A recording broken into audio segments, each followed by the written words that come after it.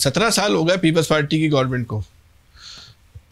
सिंध की तो ज़ाहिर मेरे हमसे आपसे कराची की बात करते हैं, बाकी तो कितने हज़ार साल आपकी हुकूमत मजीद रहे तो कराची के हालात सही हो जाएंगे। 17 साल में तो कोई तब्दीली नहीं। मेरे ख्याल में कराची शहर के अंदर जो सबसे बड़ा इशू था, जो मेरी जनरेशन को जिसने फेस किया और शायद आपकी जनरेशन ने भी फेस किया 80s 90s 2000, वो था लॉ एंड ऑर्डर सिचुएशन।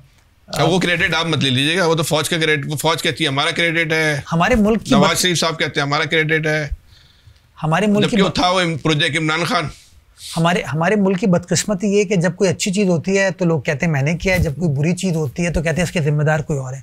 जब गलत चीज़ हो रही थी जिम्मेदारी थी कायम अली शाह साहब के ऊपर कि यार वो तो कैप्टन है शहर के, वो कैप्टन है सूबे के, वो क्यों नहीं कर पा रहे। अब लफ्ज़ सुनते थे कैप्टन, साईं सरकार, यही कहा जाता था ना।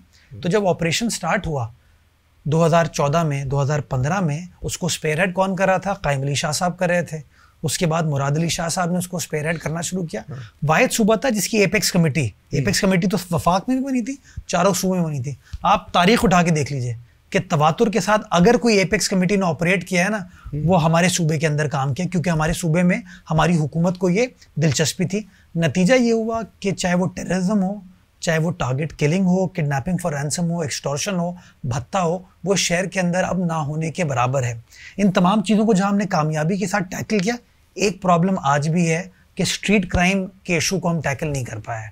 वो एक ऐसी चीज़ है जिसके ऊपर बार बार तनकीद भी होती है, राइटफुली सो, कि हाँ कि लोगों का मोबाइल छिन जाए, किसी का मोटर बाइक छिन जाए, किसी की गाड़ी छिन जाए, ये एक प्रॉब्लम है जिसको हम ओवरकम करने की कोशिश करें। सेफ सिटी के ऊपर काम स्टार्ट हो गया और इंशाल्लाह इसी साल के आखिर तक जो पहला फेज है सेफ सिटी का, सेफ सिटी और K4 की तरह ही है, वो सामने नहीं आ रहा। जब से ये भी 17 साल से चल रहा है आपका सेफ सिटी।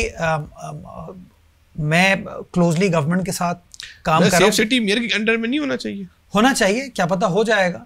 मैं अभी देखें ये जंग नहीं लड़ता कि मुझे क्या इख्तियार चाहिए। मैंने अभी मीटिंग करके आया हूँ, कमिश्नर साहब मेरे अंडर नहीं है, एडिशनल आईजी मेरे अंडर नहीं है, लेकिन मैं मीटिंग करके उनके साथ बैठ के, डीआईजी ट्रैफिक मेरे अंडर नहीं, उनके साथ बैठता हूँ। I am father of the city. उसने इस पोजीशन ने जो मुझे इस्तेहकाक दिया वो मैं एक्सरसाइज करता हूँ।